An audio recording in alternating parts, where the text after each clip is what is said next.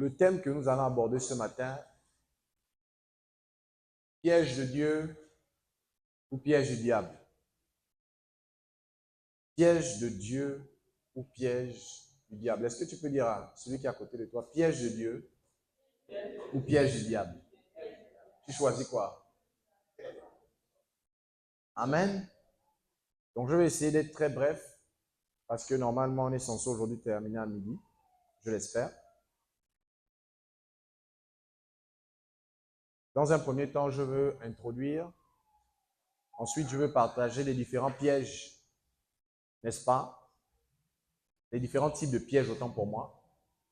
Dans un deuxième temps, nous allons voir les pièges du diable. Et ensuite, nous allons voir comment être un piège pour Dieu. Amen. Piège de Dieu ou piège du diable.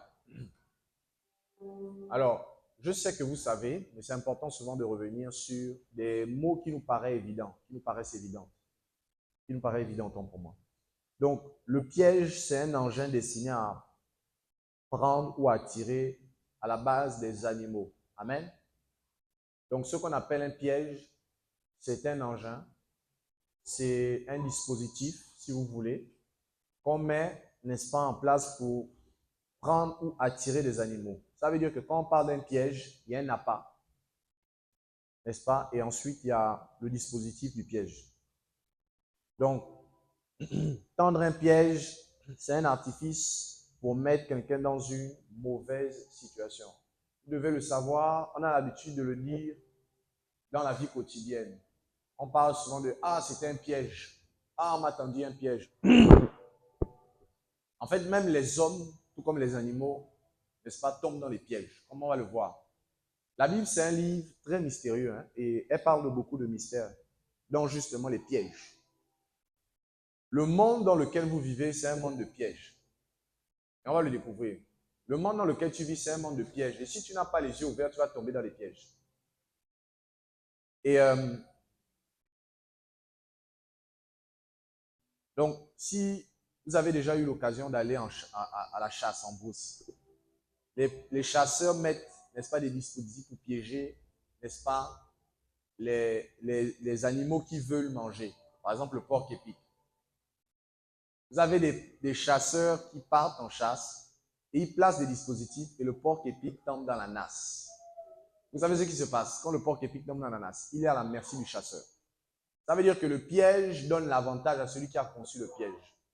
Si c'est Satan qui a conçu ce piège, Satan aura le dessus sur toi. Si c'est Dieu qui a conçu ce piège, Dieu aura le dessus sur toi. Mais ce que je veux que vous reteniez, c'est que le piège donne l'avantage à celui qui se fait piéger, à celui qui est piégé, à celui qui piège. Donc au concepteur du piège. Celui qui est piégé est à la merci. Voilà pourquoi vous allez voir que souvent, lorsque la gazelle ou le sanglier est bloqué par les filets, il ne peut plus rien faire. Et là, le chasseur prend juste une sagaie et il tue tranquillement l'animal. Il n'a pas besoin de courir après lui. L'animal est sur place. Le piège te maintient sur place et te rend vulnérable aux assauts, n'est-ce pas, de l'ennemi en particulier ou de Dieu également. Parce que Dieu tend les pièges comme vous allez le voir. Donc, voici ce que c'est un piège. Le piège donne l'avantage à celui qui a conçu le piège.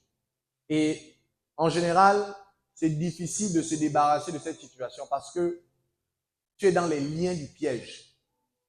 Lorsqu'une antilope se fait piéger, elle est dans les liens de l'émail du filet, elle ne peut pas sortir. Il faut quelqu'un d'autre pour t'aider. Même le chasseur, pour sortir l'antilope, il est obligé de couper l'émail. Ou lui-même, il détache. La personne qui est piégée, n'est-ce pas, ne peut pas sortir d'elle-même. C'est impossible.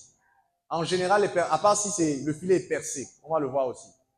Mais en général, quand une personne tombe dans un piège, c'est une autre personne qui vient l'en délivrer. La personne qui est dans le piège ne peut pas s'en sortir. C'est ainsi que dans la Bible, on parle du filet de l'oiseleur. David dit, tu me délivreras du filet de l'oiseleur. Il y a un filet.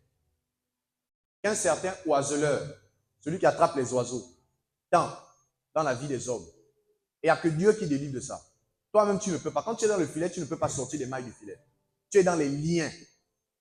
Et vous savez quoi? Satan, l'oiseleur, a mis beaucoup dans des liens. On va le découvrir. Mais Dieu également a mis des gens dans les liens. Alléluia. Donc pose la question à ton voisin. Piège de Dieu ou piège du diable?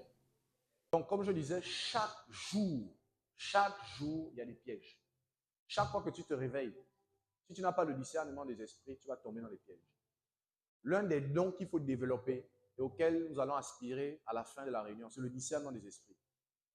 Parce que la vie est faite de pièges.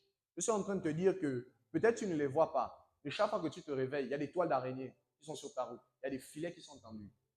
Et souvent, on rentre dedans lorsqu'on manque de discernement. Amen. Et on va aller très vite. Nous sommes dans Ecclésiaste chapitre 9, à partir du verset 12. Ecclésiaste chapitre 9, verset 12. Je fais la lecture rapidement. L'homme ne connaît pas non plus son heure, pareil aux poissons qui sont pris au filet fatal et aux oiseaux qui sont pris au piège. Comme eux, les fils de l'homme sont enlacés au temps du malheur lorsqu'ils tombent sur eux tout à coup. Voyez? Ecclésiaste parle, n'est-ce pas, de la condition des hommes. Ils sont comme les poissons qu'on attrape avec le filet. Ils sont comme les oiseaux qui se font attraper dans les filets. Le sort de l'homme également, c'est comme ça. Et la particularité du piège, c'est l'effet surprise. Je dis la particularité d'un piège, c'est l'effet surprise. C'est que tu es surpris par ça. Le piège surprend. Quand on parle d'un piège, c'est quelque chose auquel tu ne t'attends pas. Ça, c'est un guet-apens. Il y a un effet surprise dans les pièges. Lorsque vous jetez un filet, un épervier, le banc de poissons qui passe lorsque tu jettes un épervier, ils sont surpris. Ils ne savaient pas qu'on devait jeter un épervier à ce moment-là. Et quand ils tirent le filet est rempli. Le poisson est en train de bouger dans le filet, il ne peut plus sortir. C'est fini. Il est pris au piège. Satan, l'oiseleur, lance des filets dans le monde. Et je vous dis, il attrape beaucoup. Il y a beaucoup qui se font attraper par Satan. Le mot qui définit Satan, en fait, je sais que la plupart d'entre vous, quand on parle de Satan, on parle d'un individu. Vous pensez à un individu. Mais Satan, c'est d'abord un système et un royaume. Quand on parle de Satan, quand Jésus parlait de Satan, c'est l'ensemble de l'organisation démoniaque et Satan lui-même, le chef. Mais sinon, quand on parle du diable, on parle de l'individu lui-même. Et le diable, on l'appelle le diable parce qu'en fait, son nom signifie le calomniateur. Il est dans la calomnie. Ça veut dire que ce qui définit ceux qui suivent Satan, avant d'abord que ça soit des autres abominations, c'est simplement la calomnie. Je ne sais pas si vous le savez. La calomnie, c'est un des péchés que Satan a commencé au ciel. Calomnie. Critiquer, médire, murmurer. La calomnie, c'est un péché très ancien. Et c'est un péché tellement redoutable que c'est le nom même du diable. À chaque fois que tu entends diable, c'est diabolos en grec. Et ça veut dire le calomniateur. Toute personne qui s'inscrit dans une calomnie envers son prochain, c'est un diable. Parce que le premier qui a commencé à faire ça, c'est Satan. Les gens ont tendance en fait à catégoriser les péchés. On voit la fornication, on voit la pornographie, mais est-ce qu'on voit la calomnie? La calomnie, c'est carrément l'indicatif même du nom du diable. Son nom, c'est diabolos. Et ça, c'est un péché que les gens pratiquent. Vous allez voir, c'est un piège. C'est un filet que Satan tend à beaucoup de personnes. Et beaucoup de personnes tombent dans ça. Parce que le plus grand péché, la source la plus grande de péché, c'est la bouche. La bouche, c'est une porte. Ainsi que le cœur. Deux portes. Le cœur et la bouche. Deux portes d'entrée de l'âme. Le cœur et la bouche. La Bible dit veille sur ton cœur plus que toute autre chose. Et dans Jacques aussi, on dit, n'est-ce pas, la bouche, c'est une source, une porte, et on doit veiller sur notre bouche. Job 18, verset 8 à 9. Car il met les pieds sur un filet, il marche dans les mailles, et il est saisi au piège par le talon, et le filet s'empare de lui. car il met les pieds sur un filet, il marche dans les mailles, il est saisi au pied par le talon et le filet s'empare de lui. Amen. Première vérité, chaque homme est un filet pour son prochain. Soit un filet pour Dieu, soit un filet pour le diable. Je dis chaque homme, même toi qui es assis, toi qui es assise, tu es un filet, soit pour Dieu, soit pour le diable. Chaque homme, chaque être humain, c'est un filet entre les mains de Dieu ou entre les mains du diable.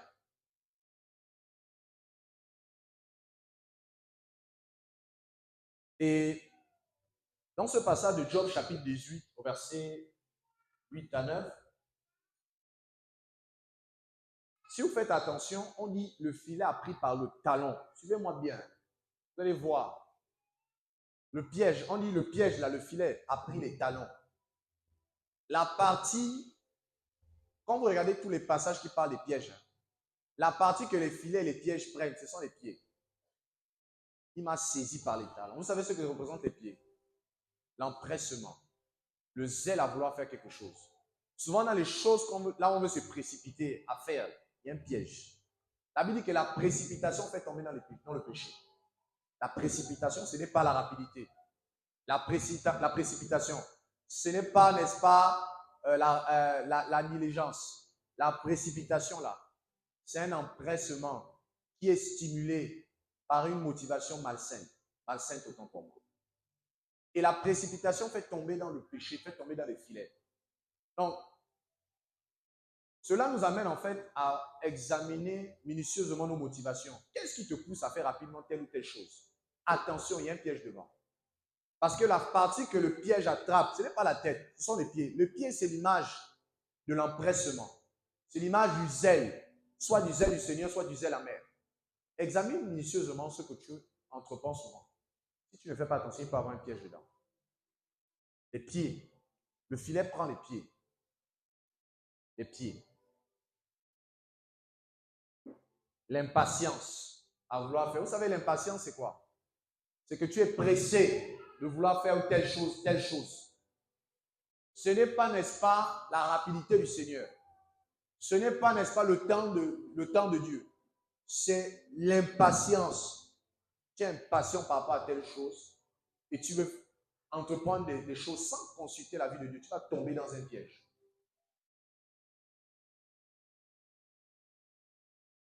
Il y a des femmes et des hommes qui sont tellement impatients, qui veulent se marier. Et ils se marient à des païens ou à des païennes. Et ils tombent dans des pièges terribles. Quand tu fais un mariage où tu te maries avec un inconverti, tu tombes dans un piège. Et le piège là va te poursuivre toute ta vie. Si la mort ne vous sépare pas, le piège là va vous poursuivre toute votre vie. Parce qu'en Christ, on ne divorce pas. Donc, frères et sœurs, n'est-ce pas, le piège. Chaque homme est un piège pour son prochain.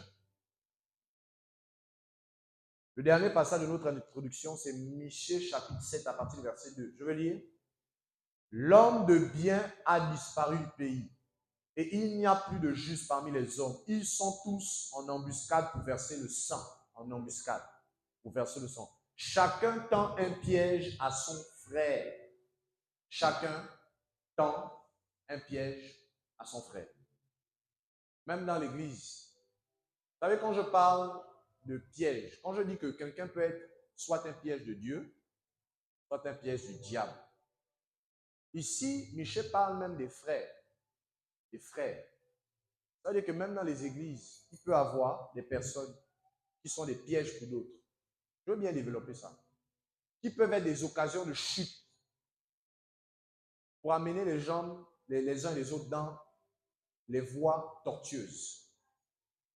Et au final, en enfer. Il y a quelqu'un qui a dit du monde à l'église et de l'église en enfer. Tu quittes le monde, tu quittes El Mundo. Tu as arrêté les boissons, tu as arrêté la drogue dure, tu as arrêté les femmes, tu as arrêté la fiesta. Tu décides de venir à Jésus, mais tu rentres dans l'église. tu trouves des pièges, des loups, des fausses doctrines, des caractères méchants, et tu pratiques ça, tu n'es plus destiné à aller au ciel. Donc, il y a quelqu'un qui a dit du monde à l'église, de l'église en enfer. Nous sommes dans les derniers temps et la caractéristique des derniers temps, c'est qu'il y aura des faux prophètes dans les églises. Ils seront même connus. Ils auront des statuts WhatsApp, Facebook. Ils seront connus dans le gouvernement même. La plupart même seront des personnes même très connues. Jésus a dit dans les derniers temps, il y aura des faux prophètes. Faux prophètes, ils seront dans les églises. Il y a 3 horloges quand on étudie la fin des temps. Il y a l'horloge qu'on appelle le monde, il y a l'horloge qu'on appelle Israël, et il y a l'horloge qu'on appelle, n'est-ce pas, les nations. Et dans les nations, n'est-ce pas, il y a la montée, n'est-ce pas, des lois corrompues. Il y a plein de choses à dire là-dessus. Mais également l'horloge qu'on appelle l'église.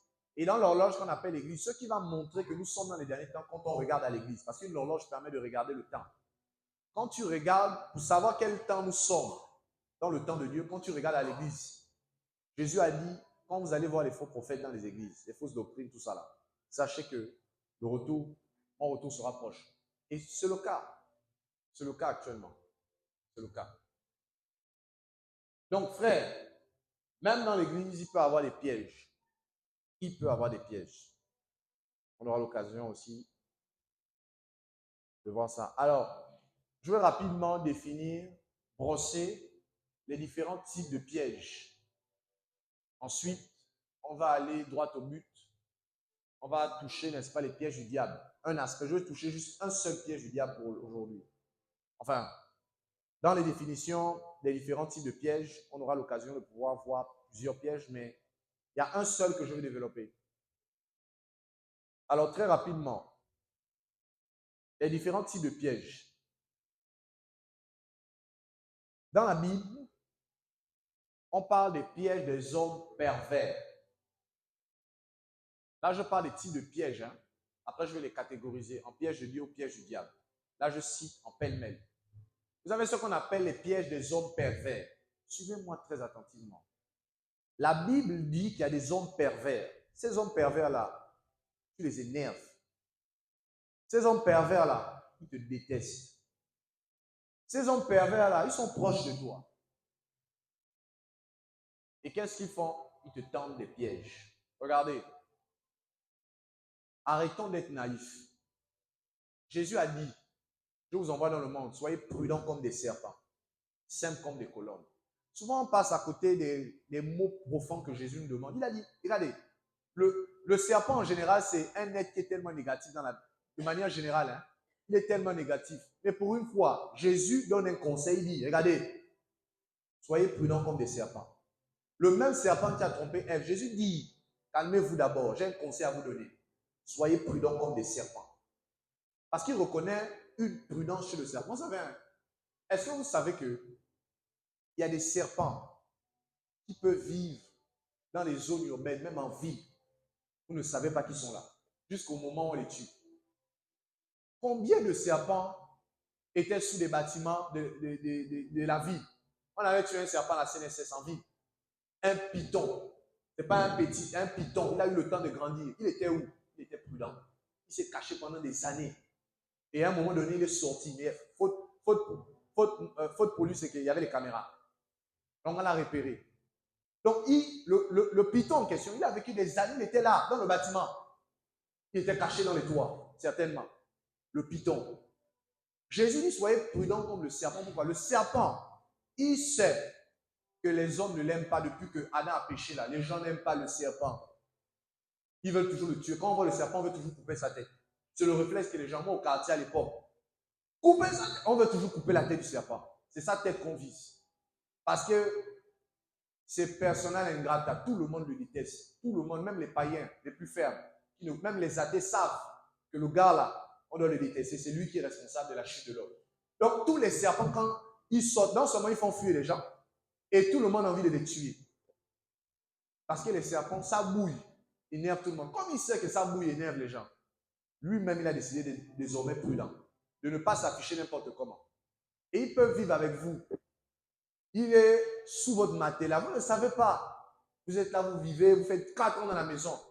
Et vous levez le lit, vous trouvez un mauvais boa, python. Et vous pensez que c'est la sorcellerie. Ce n'est pas souvent la sorcellerie. Le serpent est prudent. Il y a celui qui est à côté de toi, le serpent est prudent. Le serpent est extrêmement prudent. Vous avez le marché, n'est-ce pas, à Québec. On a trouvé de ces pitons terribles. Je ne demande rien. Je vous dis, en zone urbaine, je laisse là-bas la forêt. On va dire la forêt, ils sont nombreux. En zone urbaine, ils vivent avec toi, tu ne sais pas qu'ils sont là. En Asie, ce n'est même pas la peine. Là-bas, ils vivent comme dans les plafonds, dans les hauts, dans les immeubles. Les gens ne savent pas. Les pitons. Les gens ne parlent pas des petits serpents, des pitons costauds. Tu ouvres le plafond comme ça là. Ils sont nombreux. La taille de la cuisse. Parce que le piton réticulé, c'est le serpent le plus grand, le plus long au monde. Près de 10 mètres. Costaud. Et il peut avaler des gens. Donc, le serpent est extrêmement prudent. Il vit avec toi, tu ne sais pas qu'il est là. Jésus dit, dans le monde là, les gens vous détestent comme on déteste les serpents. Soyez prudents. Soyez sages. Être prudent, c'est être avisé. Et je veux qu'à partir de ce matin-là, tu sois avisé qu'il y a des gens qui te tendent des pièges. Je ne te demande pas d'envoyer le feu, ou de calomnier qui que ce soit, ou de vivre dans la suspicion. Si tu fais ça, tu pêches. Je te demande d'être prudent, c'est-à-dire d'être avisé. La prudence, c'est la capacité à être avisé par rapport à certaines situations, de ne pas être surpris par les événements. Parce que le serpent, n'est-ce pas, c'est difficile de le prendre dans un piège. C'est ça, parce qu'il est prudent. La prudence, c'est la capacité d'éviter les pièges également. Prudent comme des serpents. Parce que le monde est fait de pièges. Il y a des gens autour de toi qui te détestent. Il dit, vous êtes au milieu des loups. Regardez. Jésus dit, vous êtes au milieu des loups. Je vous envoie au milieu des loups. Soyez prudents comme des serpents parce que les loups veulent vous attaquer. Les loups là, les hommes pervers, qui tendent des pièges chaque jour. Ils tendent des pièges chaque jour. Ils veulent vous faire tomber dans la nasse.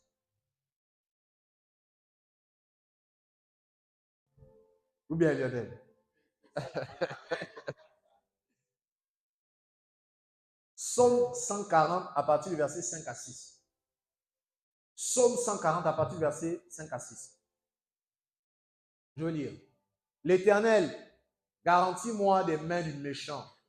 Préserve-moi des hommes violents qui méditent de me faire tomber. Des orgueilleux me tendent un piège et des filets. Ils placent des rêtes le long du chemin. Ils me dressent des embûches. David parle des hommes qui lui tendent des pièges. Des orgueilleux qui veulent le faire tomber. Ah, c'est David. Et toi? Tu sais combien de personnes te calculent? Tu sais combien de personnes veulent te faire tomber? Tu sais combien de personnes, n'est-ce pas, t'énervent? Psaume 141, verset 9. Garantis-moi du piège qui me tendent et des embûches de ceux qui font le mal. Donc, il y a des hommes qu'on appelle les hommes pervers. Ce sont des gens que vous ne connaissez pas.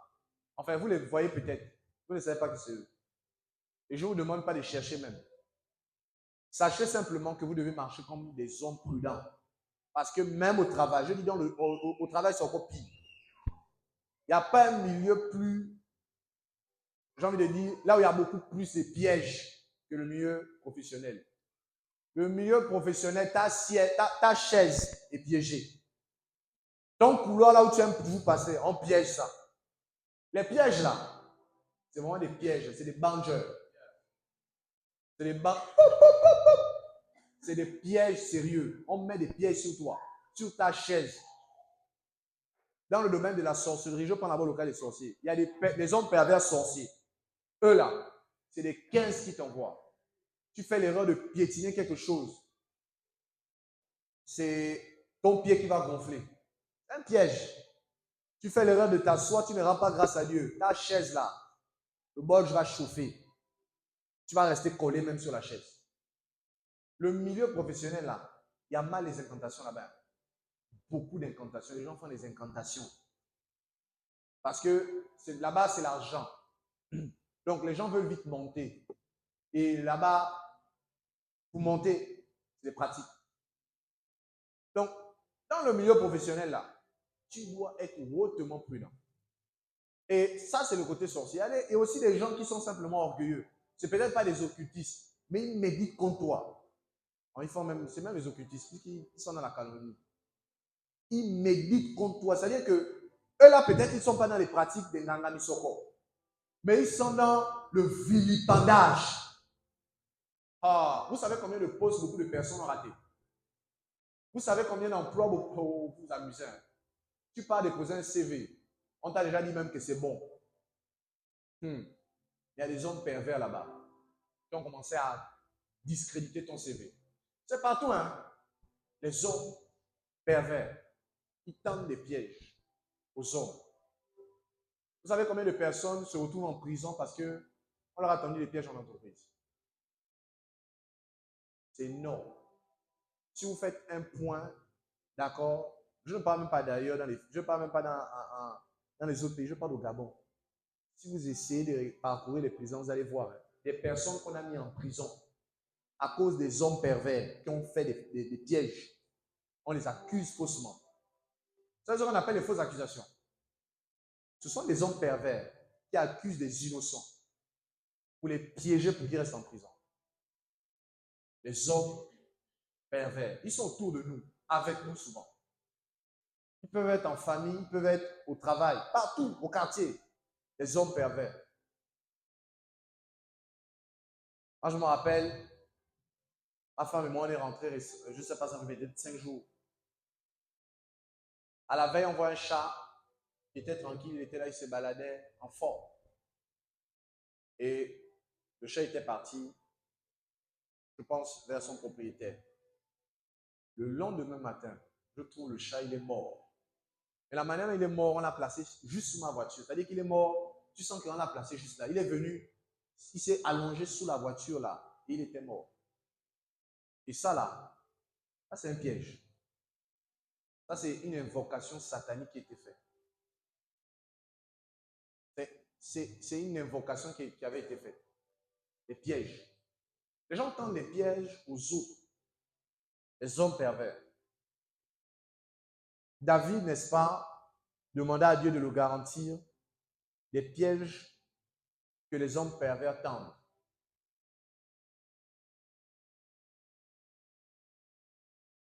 Vous avez également les pièges du péché de la bouche. Nous sommes dans Proverbe 18, versets 6 à 8.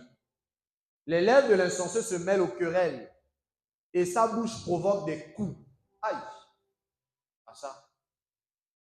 Sa bouche provoque des coups. Est-ce que vous savez qu'il y a des bagarres qui ne sont pas des bagarres physiques? Est-ce que vous savez que les disputes, les querelles, là, c'est des bagarres qu'on fait? C'est des coups. C'est des coups qu'on donne à notre âme. Ce n'est pas les coups qu'on donne à notre corps. Oh Seigneur, garde-nous des querelles. Les querelles, les disputes là, ce sont des coups. Ce sont des coups que les hommes donnent à leur âme. Il y a 3 niveaux de bagarre. Il y a la bagarre physique. Où toi, à l'époque, quand tu étais forte, là, tu disais, je prends mon collant. Tu partais te battre physiquement. Et on te mettait au sol. Tu faisais la bouche cadeau. Donc, la bagarre que tu vas te mettre au sol, tout ça là, ça c'était la bagarre physique. Maintenant, il y avait une autre bagarre. La bagarre de ton âme, les discussions là, les querelles là, c'est des coups parce que ça blesse l'âme. Oui? Les querelles, les disputes là, c'est une bagarre qu'on fait avec nos âmes. Et il y a beaucoup de personnes qui ont pris des coups avec la bouche. Des blessures, des injures, des mépris. Ça donne un coup à l'âme. Et il faut une autre parole pour penser ça. Il y a des coups qu'on donne physiquement. Il y a des coups qu'on donne dans l'âme. Et les coups qu'on donne dans l'âme, c'est les discussions, les paroles là, les paroles dures. Et ici on dit, les lèvres de l'insensé se mêlent de querelles et sa bouche provoque des coups. Donc, vous voyez l'insensé, les querelles. La bouche des insensés cause la bouche de l'insensé cause sa ruine. Et ses lèvres sont un piège pour son âme. Les paroles du rapporteur sont comme des friandises. Elles descendent jusqu'au fond des entrailles. Je vais un peu développer ça. La bouche de l'insensé cause sa ruine et les lèvres sont un piège pour son âme. Tes lèvres peuvent être un piège pour toi. Je suis en train de te dire qu'il y a des pièges, c'est même pas Satan. C'est toi-même qui te mets dedans. Par ta bouche, tes déclarations. Les déclarations, là, ce sont des évocations. Tes déclarations appellent des esprits. Jésus a dit, mes paroles sont esprit et vie. Ce que tu prononces sur ta vie, ce que tu prononces même, en fait, même quand tu joues avec ta bouche, tu es en train de faire une sorte d'invocation. Parce que derrière une parole, il y a un esprit. Voilà pourquoi on dit, la bouche qui parle beaucoup ne manque pas de péché. Et ici, on dit, les paroles, n'est-ce pas? Les paroles, et s'élève autant pour moi, sont un piège pour son âme. Ça veut dire que ici, le piège se trouve dans la bouche. Il y a des paroles, quand tu les prononces, tu te retrouves toi-même dans les problèmes, dans les pièges, dans les liens, dans les mailles du filet. Et quand il poursuit, il dit quelque chose de très important. Il dit, regardez ça, les paroles du rapporteur sont comme des friandises. Écoutez-moi bien. Vous allez comprendre pourquoi les gens m'écoutaient les Koumoussa. On dit, hein, les paroles du rapporteur sont comme des friandises. Vous savez ce que c'est une friandise? Le bonbon, le chocolat, le chewing-gum. En fait, toutes les choses qu'on prend en dessert ou en apéritif là, sont des friandises. Et on dit, hein, que les paroles du rapporteur là, c'est sucré, c'est succulent. Les hommes et les femmes, ils aiment écouter ça, le Congo ça. Parce que dans ça là, c'est des friandises. Et en fait, c'est des liens. En fait, c'est l'auteur, n'est-ce pas, le proverbe est en train de nous montrer comment les gens se font piéger dans la pratique d'un péché. Et ça devient succulent. Le péché de la calomnie, des lèvres, des critiques, de la médisance. Les paroles du rapporteur, le rapporteur, c'est qui? C'est le calomniateur. C'est celui qui est toujours haut. Tu as entendu la nouvelle là? Quelle nouvelle? La sœur telle. Et les personnes, il y a des personnes qui aiment écouter ça. Eux, pour eux, c'est comme des friandises. En fait, leur âme a tellement été habituée à ce péché-là que là maintenant, ils sont dans les liens. Vous savez ce qu'on appelle les liens? Je vous ai dit tout à l'heure qu'un piège, c'est quelque chose où tu ne peux pas t'en sortir. Tu as besoin que quelqu'un te délivre. Et dans le contexte ici, hein, ces personnes-là, ils ont tellement pratiqué ça que c'est succulent pour s'en débarrasser là. On peut encore se débarrasser facilement de quelque chose que tu détestes. Mais quand tu pratiques quelque chose où tu as le goût, c'est difficile d'arrêter. Les gens qui sont des fornicateurs là, moi j'appelle la fornication un hameçon à trois têtes. Tu trouves des gens qui veulent suivre Jésus, mais tu dis abandonne la fornication, il baisse sa tête. C'est dur. Parce qu'il aime l'appétit. La fornication, c'est un hameçon à trois têtes. Dans la pêche, quand tu prends un poisson avec un hameçon, le poisson peut encore se dégager. Surtout les bécules. Elle arrive à couper le crin. Quand tu mets deux hameçons, c'est quand même difficile. Il y a quand même des téméraires qui se détachent. Mais quand tu mets trois hameçons, c'est difficile qu'un poisson quitte. La fornication là, c'est hameçon à trois têtes. Mais la calomnie, c'est hameçon à 1000 têtes. Parce que c'est friandise. On dit c'est comme la friandise. C'est pire encore que la fornication. Les hommes qui aiment les Congosa, ou les femmes qui aiment écouter les rapporteurs là, il y a un moment donné, tu te fais piéger et tu ne te rends pas compte que tu es dans une séduction terrible. Et il faut que Dieu lui-même descende du ciel même pour te dire, oh, madame, tu es dans les liens du mal. Parce que c'est comme la friandise. C'est comme les friandises. Les paroles du rapporteur, non seulement celui qui pratique ça, mais celui qui écoute ça, c'est comme des friandises.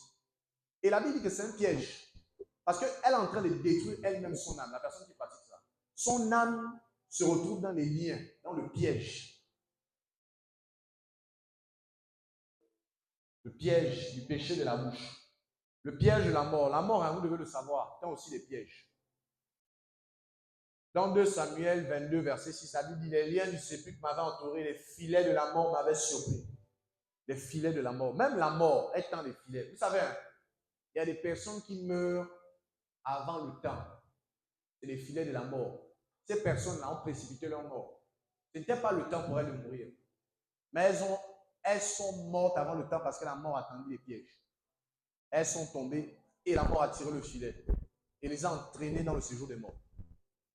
Je ne veux pas trop m'accentuer sur ça parce qu'on avait un peu développé ça lors du séminaire. Donc la mort également tend des filets, des pièges. Je vous ai dit, un piège te donne d'être à la merci de celui qui a conçu le piège. Je veux parler maintenant ici des pièges des décisions charnelles. Une décision charnelle. Je dis une décision charnelle. Il y a celui qui est à côté de toi une décision charnelle. C'est un piège. Toute décision charnelle te met dans un piège. Arrière de moi, Satan, car tu ne penses pas comme Dieu, mais comme les hommes. Toute décision d'un homme, d'une pensée humaine, c'est une décision charnelle. Regardez avec moi Proverbe, Juge d'abord, chapitre 8, verset 27. Un homme que Dieu a utilisé même, il s'appelle Gédéon. Il va prendre une décision hautement charnelle, terrible. Une décision charnelle, plus. Gédéon, il parle de Gédéon, en fait, il va construire quelque chose. Et cette chose qu'il va construire va devenir un objet d'idolâtrie. Si vous voulez, c'est littéralement comme s'il construisait la statue de Marie pour que les gens adorent. Gédéon va faire ça. Il va terminer de remporter les batailles. Un puissant guerrier, un warrior. Qui connaît le film des 300? Le film de 300. Le film de 300. Les 300. Vous connaissez? Il y a un film très légendaire américain. Les Américains ont fait qu'on appelle les 300. Léonidas et puis il y a même Arthur Excess dedans. Un film qui est devenu très célèbre. En fait, ils ont volé ça dans l'histoire de la Bible. Il y a 300 guerriers qui ont abattu, n'est-ce pas, une myriade et des myriades, en fait, des milliers de soldats perses. C'était, en fait, si vous voulez, la guerre entre les Gréco-Macédoniens et puis les Perses. Donc, il y a eu une guerre. Et comme à l'époque, c'était la Perse qui dominait dans les débuts, elle était trop puissante. Et il y a 300 guerriers qui vont, n'est-ce pas, littéralement, j'ai envie de dire, résister à une puissante armée, l'armée perse de l'époque. Ils étaient seulement 300. Les autres étaient des milliers. Et ces 300 étaient super bien entraînés. Leur chef s'appelait Léonidas. Mais en fait, ils ont volé cette histoire dans la Bible. Parce que dans la Bible, on nous parle d'un homme qui avait beaucoup de guerriers, mais Dieu lui a dit, prends seulement 300 et va combattre contre des milliers de guerriers. C'était Gédéon. Ils ont volé ça, comme d'habitude. Hollywood, c'est des champions pour voler les histoires de la Bible, comme les Marvel. Donc, ils ont volé ça dans la Bible. Et ce Gédéon, il avait combattu, c'était un puissant guerrier. Ils étaient seulement à 300. Et ils ont combattu contre une centaine de milliers de personnes. Ils les ont vaincus. Maintenant, après la victoire, il va prendre une décision charnelle. L'orgueil. L'orgueil. Juge, chapitre 8 à partir du verset 27. Gédéon fit une éphode. Donc, il va construire quelque chose.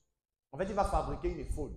L'éphode, c'était un tissu, d'accord, que les sacrificateurs portaient. C'était un tissu, on pouvait consulter Dieu. C'était un tissu qui permettait de prophétiser. Un jour, lorsqu'on enseignait sur le chant, on va parler de l'éphode. Gédéon fit un éphode et le plaça dans sa ville, à Ophra, où il devint l'objet des prostitutions de tout Israël. Il fit un piège pour Gédéon et pour sa maison. Gédéon fit un éphode et il le plaça dans sa ville, à Ophra, où il devint l'objet des prostitutions de tout Israël. Voilà. Donc, on dit que ce monsieur, après la victoire, il va, n'est-ce pas, ériger un monument avec un éphode. Et les gens vont commencer à idolâtrer. C'est-à-dire que les gens vont aller adorer ça. Ils prenaient les encens, ils se mettaient à genoux, ils priaient, ils louaient le Seigneur. Ils adoraient littéralement l'éphode. Et on dit que c'est devenu un piège même pour Gédéon. C'est-à-dire que Gédéon était tombé même lui-même dans l'idolâtrie, ainsi que toute sa famille. Regardez un peu un puissant guerrier qui termine d'avoir des batailles avec l'Éternel, il termine d'avoir des apparitions puissantes avec Dieu. Et il décide de prendre une décision charnelle. Et il se retrouve lui-même, lui et sa famille, dans l'idolâtrie. Donc il se détourne totalement de la volonté de Dieu. Il termine d'avoir des grandes batailles. Et puis c'est après pour tomber dans ce piège-là. En pratiquant, en fait, en prenant ces décisions charnelles, alors que Dieu avait interdit d'adorer les images, lui-même, cette décision charnelle va être un piège pour lui. Et il va se retrouver à pratiquer l'idolâtrie. La plupart des décisions charnelles nous amènent à être idolâtres. La plupart des décisions charnelles, ça te pousse dans l'idolâtrie. Vous savez ce que c'est l'idolâtrie? L'idolâtrie, c'est le fait d'adorer quelque chose plus que Dieu. La plupart des décisions charnelles, où tu le fais parce que tu n'attends pas la volonté de Dieu, c'est parce que tu aimes plus la chose là que la voix de Dieu. Et tu pratiques ça, et tu es dans l'idolâtrie. Décision charnelle. Donc, Proverbe 12, verset 13, la Bible dit, il y a dans le péché des lèvres un piège pernicieux, mais le juste tire sa détresse. Bon, ça, c'est toujours plus haut là. Le piège des lèvres. Il y a dans le péché des lèvres un piège pernicieux, mais le juste se tire de la détresse. Proverbe 20, verset 25. C'est un piège pour l'homme que de prendre à la légère un engagement sacré et de réfléchir après avoir fait un vœu. Les engagements non respectés. C'est un piège parce que ça te culpabilise. Tu tombes dans la culpabilité. La culpabilité te fait tomber dans le péché. Vous savez, la culpabilité, l'esprit de culpabilité, c'est un péché. C'est quelque chose qui détruit ton âme. Quand quelqu'un se culpabilise par ses paroles, elle ne tient pas parole. Elle tombe dans la culpabilité. Pour d'autres, ils tombent dans le parjure. Vous savez ce que c'est un parjure? Parjure, c'est quelqu'un qui ne respecte pas ses serments. Quelque chose ses engagements, j'ai envie de dire. Quelqu'un qui, en fait, qui commet un déni, quoi. C'est-à-dire, lui, ne respecte rien. Il donne une parole, et la parole, il ne respecte même pas. Oui, je serai là. Il ne sera pas là. Ça, c'est un péché. Tel, tu vas venir. Oui, je viens. Et puis la personne ne décline même pas, elle n'informe personne. Ça là, c'est un parjure, c'est un manque de sérieux. Et c'est également un péché parce que tu as donné ta parole, Dieu était là. Vous savez, il ne faut pas blaguer avec les paroles. Jésus dit ceci. L'homme sera jugé par toutes ces paroles qu'il aura prononcées devant Dieu. Je dis, les paroles de Dieu, les paroles autant pour moi qu'on prononce sont tellement importantes que Jésus dit, tout homme sera amené en jugement pour toutes ces paroles prononcées devant Dieu. Parce que c'est par la bouche que, je vous ai souvent expliqué ça, le péché transite par deux organes, le cœur et la bouche. Le péché passe toujours par là. Tous les péchés, n'importe lequel. Ça transite par le cœur. C'est d'abord une pensée, après tu le confesses de ta bouche. Et voilà pourquoi la Bible demande de veiller sur son cœur et sur sa bouche. Ou encore des personnes simplement qui, parce qu'elles sont prises des engagements, là j'ai parlé de parjure, ne respectent pas et puis elles sont dans la culpabilité. La culpabilité là, c'est un piège pour l'âme. La culpabilité. Ça amène ton âme à être blessée, reblessée. Satan vient encore t'accuser et tu ne connais pas l'importance du pardon. Tu te culpabilises. C'est un piège. Et ça t'empêche d'aller très loin. Quand quelqu'un se culpabilise, ce sera difficile de lui d'être dans un bon état émotionnel. Ça va affecter ton état émotionnel et ça affectera même ta vie spirituelle. La culpabilité.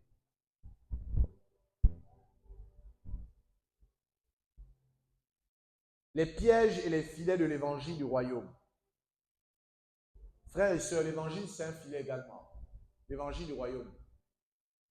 Jésus a dit que l'évangile, c'est un filet. La parabole, n'est-ce pas, du filet qu'on a tendu dans l'eau pour attraper les poissons. La parabole du royaume. Jésus a parlé d'une parabole où il lance un filet et puis le filet attrape des poissons. Ça parle en fait de l'évangile. Donc l'évangile en soi, c'est un filet également. Dieu lui-même lance les filets. Dans Habakkuk chapitre 1, verset 15, la Bible dit, il les fait tous monter avec l'hameçon. Il les attire dans son filet, il les assemble dans ses raies. Aussi est-il dans la joie, dans l'allégresse. Là, on parle de Dieu. Voilà. Donc, le retour de Jésus également, c'est un piège. Dans Luc 21, verset 35 à 36, la Bible dit, car il viendra comme un filet sur tous ceux qui habitent la face de toute la terre. Veillez donc et priez en tout temps afin que vous ayez la force d'échapper à toutes ces choses qui arriveront et de paraître debout devant le Fils de l'homme. Donc même le retour de Jésus, c'est un piège. Ce sera un filet qui sera tendu. Les gens qui ne seront pas prêts vont être pris dans le piège. Ils seront surpris par le fait qu'ils vont rester. Vous comprenez? Le retour de Jésus, c'est un piège également. Je vous ai dit, un piège, c'est l'effet surprise. C'est ça le piège. C'est quelque chose, la particularité d'un piège, c'est que tu ne t'attends pas à ça. Amen. Les pièges. L'effet surprise, n'est-ce pas, du retour de Jésus. Tu as arrêté. Tu peux continuer. Hein? Les pièges, n'est-ce pas, le piège autant pour moi du retour de Jésus. Alors, on va avancer. Donc, voici un peu les différents types de pièges. Il y en a plusieurs. Mais je veux maintenant essayer de catégoriser. Je veux parler d'un seul piège. Il y a avec moi un seul piège. Du diable. J'ai cité les types de pièges. Je ne me suis pas arrêté. Là, je m'arrête sur un piège. Du diable. Le piège du diable, là, ce sont les mauvaises compagnies. Il y a avec moi les mauvaises compagnies.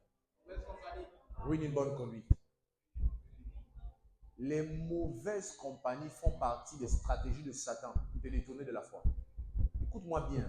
Quand je parle de mauvaises compagnies, je parle dans le monde et à la fois dans l'église. Dans le monde et à la fois dans l'église. Lorsque l'apôtre Paul dit, ne vous y trompez pas, des mauvaises compagnies corrompent les bonnes mœurs. Vous savez à qui il parle? À l'église. Il parle aux gens qui fréquentaient des églises. Et dans les églises, il y avait des mauvaises compagnies. Il dit, séparez-vous des mauvaises compagnies. La notion de la sanctification implique une séparation. C'est quoi la sanctification? Le mot sanctifier veut dire fiançailles chez les Hébreux.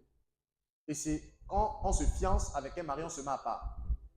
La sanctification implique une séparation. Voilà pourquoi la Bible dit, séparez-vous de tout ce qui est impur, dit le Seigneur, et je vous accueillerai dans les tabernacles éternels. Quand on parle de se sanctifier, ça implique le fait aussi de se débarrasser des mauvaises compagnies. Si tu ne te débarrasses pas des mauvaises compagnies, ce sera un piège de Satan contre toi. Maintenant, lis avec moi, on va lire ensemble des passages. Je dis les mauvaises compagnies, là, c'est même dans l'église. Lis avec moi, même dans l'église. Oui.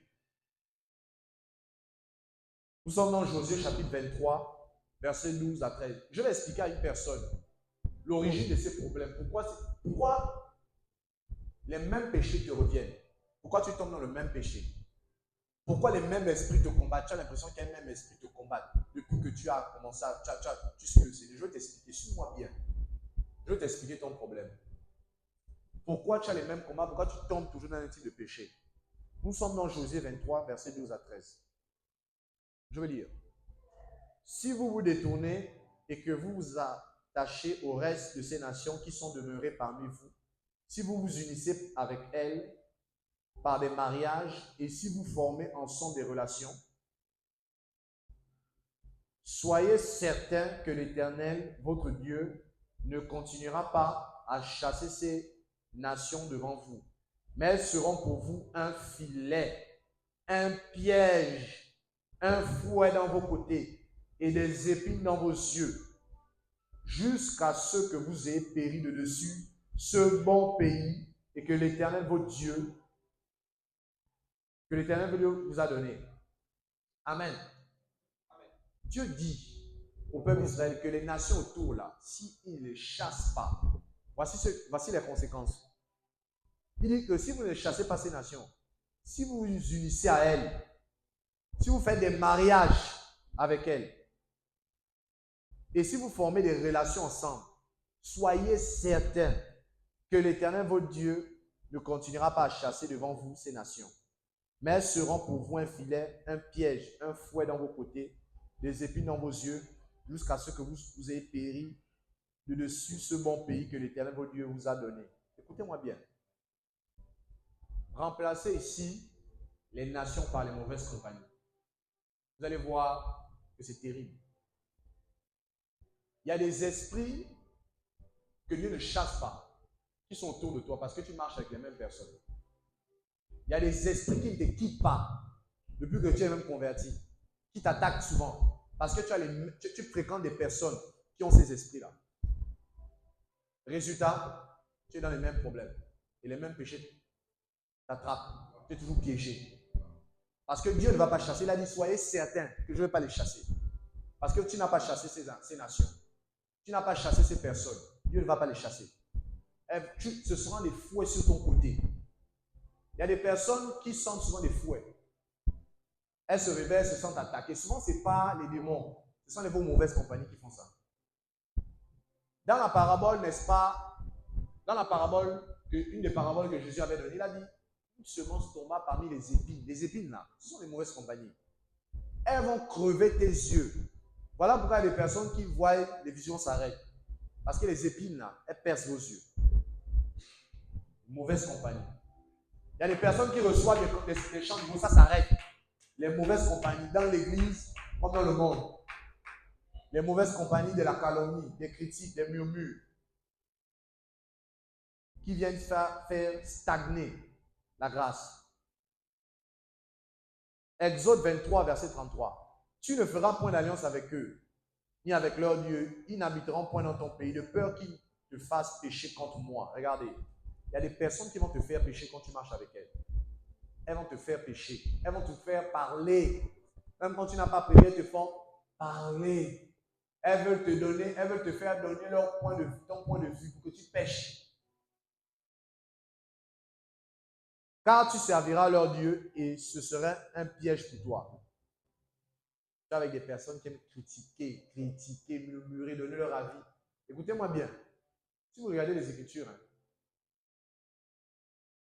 les trucs de... J'ai envie de dire, l'apôtre Paul, d'accord, quand il enseignait l'Église, il a parlé, n'est-ce pas, des types de personnes qui sèment des critiques et des calomnies dans l'Église. Vous savez, l'apôtre Paul, c'est lui qui a beaucoup enseigné sur la parole de Dieu. Et il a mis en garde plusieurs fois les églises de faire attention à ces personnes-là. Et après un second et un premier avertissement, de les retirer. Parce qu'ils vont causer le trouble. Si vous regardez comment les églises se formaient, vous allez voir que quand Paul, je prends le cas de Paul, quand il partait prêcher quelque part, il y avait toujours des divisions. Il y avait des gens qui étaient dans la calomnie des critiques, il y avait des gens qui comprenaient. Et Paul faisait quoi? Il fonçait avec ceux qui comprenaient. Et ceux qui ne comprenaient pas, qui critiquaient, ils passaient à côté. C'est comme ça que Paul fonctionnait. Et voilà pourquoi il a instauré ça dans l'Église, le principe de l'honneur, le principe, n'est-ce pas, de respect des règles. Et si vous lisez, par exemple, Thessaloniciens, vous allez voir que, oui, c'est Thessaloniciens, un Thessaloniciens, vous allez voir que Paul a beaucoup enseigné sur le fait de faire attention aux personnes qui calomnient, qui critiquent. Parce que c'est le venin du serpent. C'est venu par un langage. Dieu a-t-il réellement dit? La voix du serpent, là, Satan utilise les mauvaises compagnies pour semer le trou dans le cœur des gens, pour détourner les gens de la simplicité, pour semer l'orgueil. Vous savez comment Satan sème l'orgueil? Par les mauvaises compagnies. Satan sème le trouble et le péché par les mauvaises compagnies. Je veux te dire que la Bible dit un semeur sorti pour semer, n'est-ce pas? Et non, pas un semeur sorti pour semer plutôt.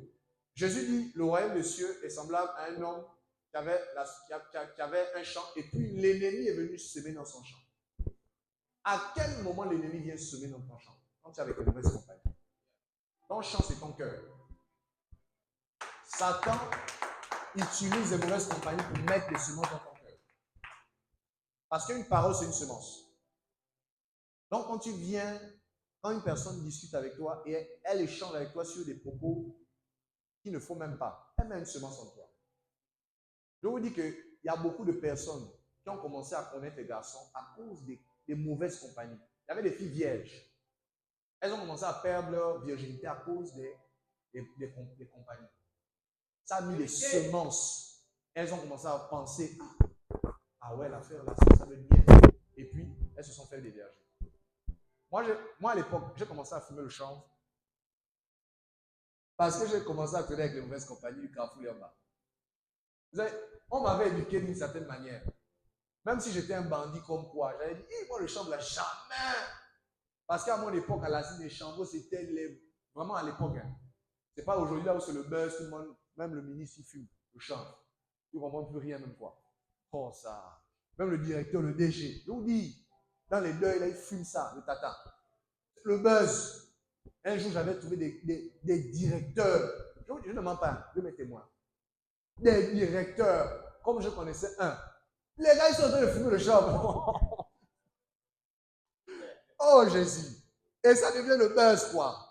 Ils fument. Oh, c'est ton petit. Ils sont en train de fumer le chanvre. En fait, les grands déchets. Oh mon Dieu, my God, Jesus.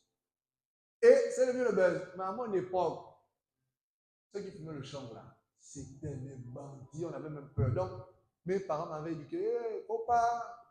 Moi, j'ai regardé, la plupart, c'était les gars, les prisonniers. Donc, moi, j'avais même peur. Même quand j'étais déjà mondain, bien à fond la caisse, j'allais quitter mes parents parce que j'étais rebelle. Mon père et moi, on avait failli se battre. J'allais quitter la maison. Malgré ça, je m'étais dit quand même que non, moi, je ne touche pas quand même la chose. Je bois mon vin tranquille. Même si bien que même dans le vin, j'étais là séduit, quoi. Parce que tu penses que le vin et le champ, c'est la même chose. Mais je me disais quand même que, en tout cas, ça, moi, je ne touche pas. Mais les mauvaises compagnies, là, il y a une force derrière eux. Il y a une puissance attractive derrière les compagnies. Derrière le nombre, il y a une puissance attractive. On dit que celui qui marche avec les sages, la puissance attractive qu'il y a dans les sages, il va devenir sage lui-même. Celui qui marche avec les insensés aussi, il va devenir insensé. Il y a une puissance derrière le nombre. Et quand je vais arriver au Carrefour en bas, la plupart de mes amis, c'était des bandits. C'était des dealers, des grands fumeurs. Mais moi, je traînais avec eux, je m'étais dit non, dans leur chanvre là, ils vont aller fumer. Moi, je suis dans mes liqueurs fortes. On date seulement les liqueurs. Donc, à chaque fois, on partait boire. Et moi, je me contentais seulement de boire. Et je voyais qu'à chaque fois, on termine de boire comme ça, eux, ils s'éclipsaient. Quand ils s'éclipsaient, ils partaient dans l'herbe. Ils partaient fumer le chanvre. Et moi, souvent, j'avais vu ça, donc je partais souvent les accompagner. Je me moquais même d'eux. Bien bourrin, oubliant même que même j'étais séduit dans le vin. Je dis, mais vous là, avec votre chambre là, il me tenait toujours, man, tiens un peu. Je dis, oh, moi, jamais, gardez votre truc là. Moi, je ne suis pas dedans. J'ai fait ça ça a duré quand même. Mais dis avec moi un jour. Il y a toujours un jour tu vas tomber dans la nasse. One day. Même le voisin, tu vas faire tomber dans la nasse. Il y a toujours un jour tu vas tomber dans la nasse. Donc, tous les jours, les gars partaient. Moi, ça ne m'intéressait pas. Leur truc là, vraiment. Donc, on buvait ensemble. Mais eux, ils s'éclipsaient toujours. Et ils me disaient toujours, Mani, accompagne-nous. Et un jour, dans la campagne de moi en question, là, ils m'ont fait toujours ce qui me... C'est les semences, hein. La même chose, le même rituel. Tiens, je refuse. Tiens, il y a un jour, j'ai quand même dit, ok, je vais un peu essayer, ça, on va voir. Oh, les gars, il n'y a rien dedans. S'il n'y a rien, tiens. Alors, je vais prendre ça là. Et je vais maintenant devenir un bon accro. J'ai maintenant un bungalow dans ma chambre. Oui. Les mauvaises compagnies corrompent les bonnes mœurs. Ça veut dire que même quand tu as des bonnes mœurs, même quand tu dis, moi, c'est pas moi la drogue là, tu vas prendre la drogue jusqu'à ce que tu vas dealer même ça. Parce que tu marches avec les dealers. Tu penses que quoi? Les mauvaises compagnies corrompent les bonnes mœurs. Je ne crois pas les gens qui disent, non, tu marches avec des gens bizarres, et puis tu dis, moi en tout cas, on est des potes, mais moi, c'est faux. Dis avec moi, c'est faux. Tu vas tomber dans les choses là. Oh. Donc, les mauvaises compagnies là, elles ont une puissance parce qu'elles sont en groupe. Le nombre là, ça va te faire incliner. C'est plusieurs esprits qui sont ensemble contre un seul esprit. Tu penses de quoi c'est? La loi du plus fort, ils vont te tirer. Et voilà pourquoi beaucoup de chrétiens ont des problèmes. Parce qu'elles sont toujours avec les mauvaises compagnies. Elles t'entraînent, elles te mettent des semences. Donc moi, on m'avait mis la semence du champ. J'ai commencé à fumer le champ. Toi, c'est la semence de quoi? Tu traînes avec qui? Même les païens disent, montre-moi avec qui tu marches. Et je vais te dire qui tu es. Le proverbe est vrai. Qui s'assemble, c'est récent. Même les païens, déjà, ils ont été tellement traumatisés par ça qu'ils ont fait même un adage. Qui s'assemble, c'est récent. Et c'est vrai. Si tu t'assembles avec Jésus, tu ressembler à Jésus. Tu seras comme Jésus. Mais si tu t'assembles avec Satan, tu seras même un piégeur comme Satan. Tu vas piéger les gens. Tu vas tendre des pièges. Donc, frères et sœurs, avec qui tu marches? Un chrétien ne se marie pas avec un inconverti. Sinon, tu vas tomber dans un piège. On a lu ça, non? Que ne faites pas des alliances de mariage avec eux. Hey! Ça, on dit aux gens, si vous payez les sisters en Nzabé, ne vous mariez pas avec les païens. Mariez-vous avec les convertis. Sinon, ce sera un piège. Ils vont vous tendre les nasses. Vous allez tomber dedans, comme le porc épique. Bon, fini pour vous. Il y a beaucoup de sœurs qui sont dans les nasses. Parce qu'ils sont mariés avec les inconvertis. On les bastonne. Je vous dis la vérité. Il y a des sœurs qu'on bastonne. Elle épousait Jackie Chan. C'est le kung fu là-bas. Bastille. Donc, l'autre, elle a épousé Casanova. Ah, là, c'est encore pire même. Casanova. N'épousez pas les Casanova, s'il vous plaît. Ils vont vous troubler. N'épousez pas les païens. Il y a des païens Casanova. Quand tu l'épouses là, lui, c'est un tombeur. Casanova. Tu auras des problèmes parce qu'il y aura beaucoup d'autres filles. L'infidélité, tout ça. Voilà pourquoi Dieu avait interdit aux Hébreux de se marier avec les autres. Ils devaient tomber dans l'idolâtrie. Salomon, vous pensez que Salomon s'est égaré pourquoi? Ce sont les femmes étrangères qui l'ont égaré. Elles adoraient Moloch, le dieu du sacrifice humain. Malgré sa sagesse, lui-même, il n'a pas veillé sur les mauvaises compagnies. Et les mauvaises compagnies là l'ont amené à faire des sacrifices d'enfants. Moloch, on l'adore en sacrifiant les enfants. Salomon, il va se détourner à cause des femmes étrangères, des mauvaises compagnies. Vous avez entendu parler d'Akab? Sa femme, c'était Jézabel. C'était une prêtresse satanique. Elle va les détourner de la foi. Et elle va l'amener à adorer Baal. En fait, toutes les alliances dans la Bible qu'on va regarder, les gens se sont mis à adorer des faux dieux. Voilà pourquoi les femmes qui épousent les inconvertis, ce sera un piège pour eux. Elles vont finir soit... En fait, ce sera une... Si elles ne sont pas fortes, là, on va les tirer dans le monde. Elles seront découragées. Ce sera un piège. Ce sera difficile. Je ne parle pas des conditions des personnes qui se sont converties en étant mariées. Là, c'est différent. Même ça, là, Dieu va régler. Je parle des personnes en leur âme et conscience. Elles partent s'engager avec des bradas, n'est-ce pas? Dont le père spirituel, c'est Satan. Ton beau-père spirituel sera Satan. C'est ça, hein, dans le monde. Vous savez ça? Donc, quand Satan est fâché là, il actionne son fils. C'est comme ça que ça se passe. Hein? Parce que toi qui es enfant de Dieu, ton père spirituel, c'est Dieu. Mais lui qui est enfant du diable, son père spirituel, c'est Satan. Donc, quand Satan voit ça, il dit, bon, la petite âme m'énerve. Petit, tu sais ce que tu as fait.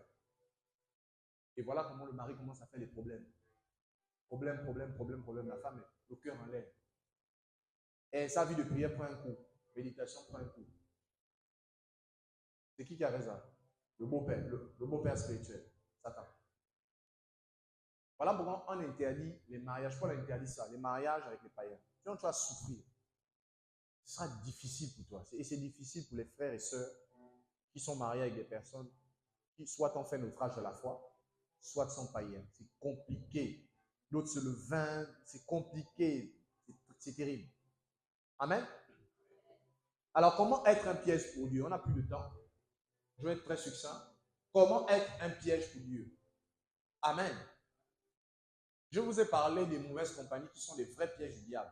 Il y a beaucoup de choses à dire là-dessus. On n'a pas de temps. Alors, comment être un piège pour Dieu? On va prendre deux passages et ensuite, ces passages vont nous aider. Nous sommes dans Éphésiens chapitre 4, verset 9. Suivez-moi bien.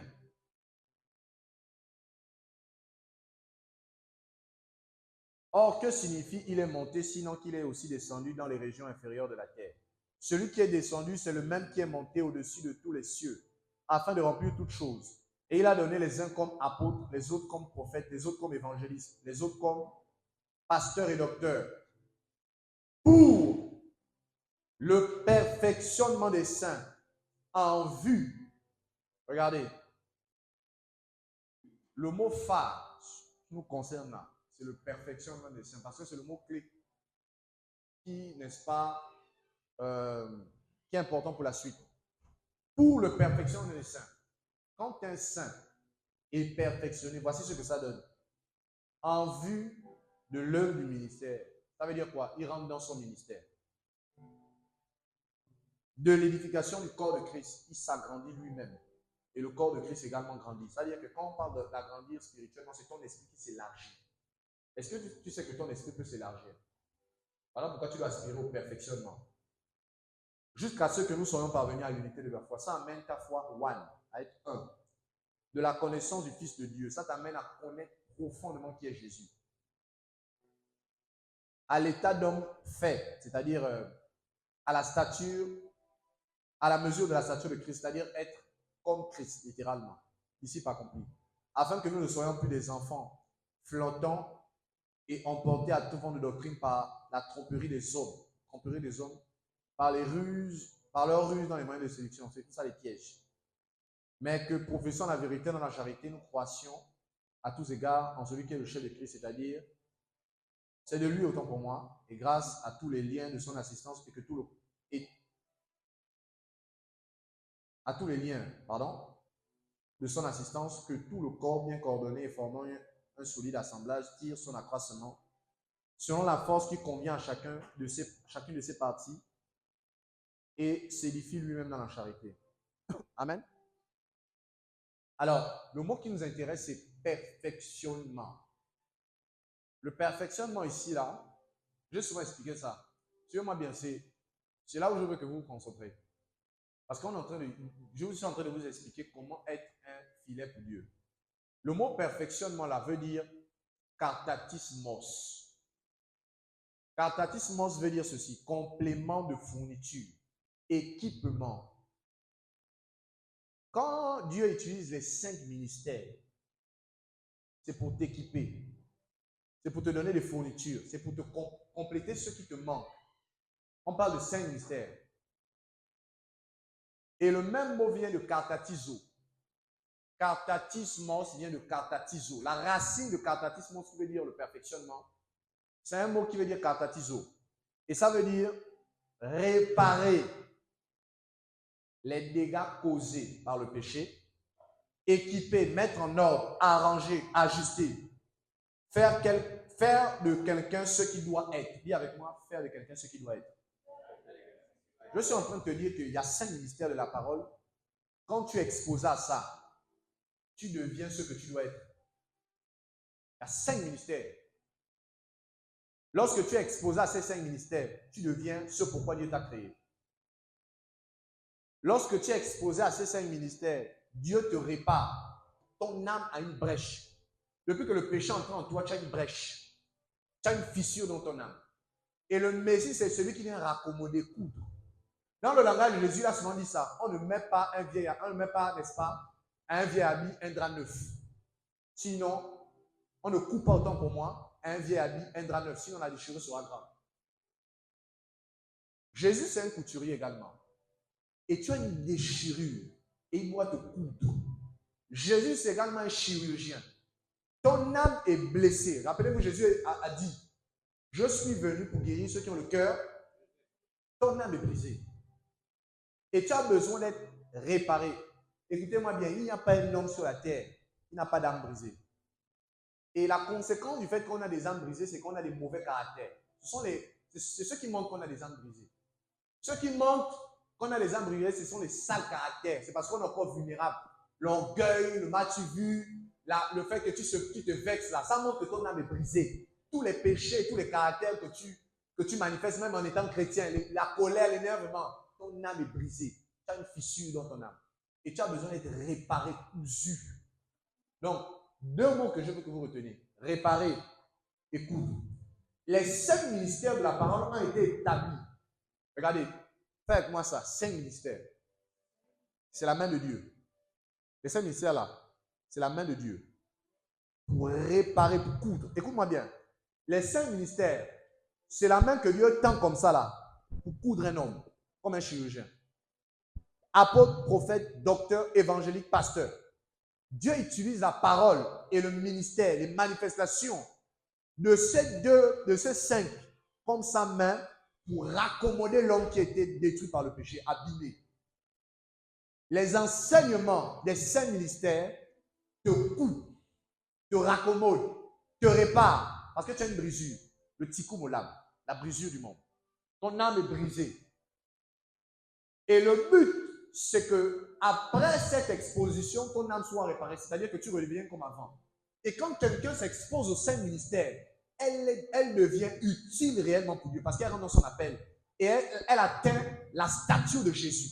Jésus a dit, tout disciple accompli sera comme le maître. Ça veut dire quoi? Quand tu t'exposes à ces 5 ministères, tu t'exposes à devenir comme Jésus, à faire les mêmes choses que Jésus. Si on ne fait pas les mêmes choses que Jésus, c'est parce qu'on n'est pas bien raccommodé. On n'est pas exposé à ces 5 ministères. Quand tu es exposé à ces 5 ministères, ça te fait rentrer dans ton appel. Vous tous qui voulez rentrer dans vos appels là, vous devez vous exposer aux 5 ministères. Et suivez-moi. Je suis en train de parler de filet, on est bien d'accord.